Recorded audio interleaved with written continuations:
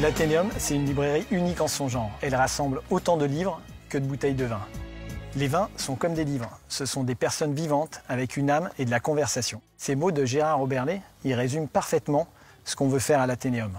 Partager ma passion pour les livres qui nous font grandir, les livres qui nous nourrissent et les vins qui nous font vibrer.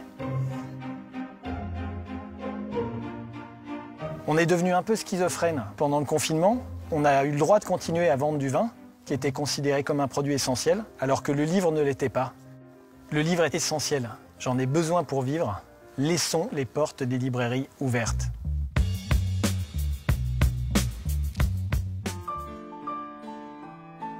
Le livre sensuel, c'est Roman et Conti 1935 de Takeshi Kaiko. Deux hommes se retrouvent à Tokyo un dimanche après-midi pour déguster un mythe, une bouteille de Roman et Conti 1935. L'un est un homme d'affaires fortuné, l'autre est un écrivain. C'est intime, c'est sensuel, c'est toute la puissance d'évocation du vin. Pour une nuit d'insomnie, Citoyen clandestin de DOA. Donc là, on est dans une immersion dans le sens aquatique du terme. On prend sa respiration et on pénètre avec concentration dans le dédale des personnages. Vous avez l'impression d'avoir mené vous-même la traque dans ce milieu du renseignement. Ce livre est dingue.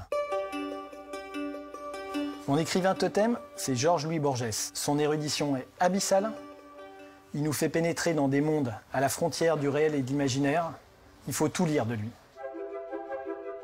Le livre que je voudrais offrir à Bernard Pivot, c'est Chroniques de la vigne de Fred Bernard. Ce livre, il nous donne à voir ce qu'il y a derrière une bouteille de vin. Les gens, les hommes et les femmes qui font le vin, la nature qui entoure les vignes.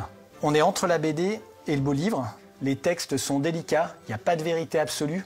C'est une histoire de transmission entre un grand-père et son petit-fils. C'est drôle, c'est touchant.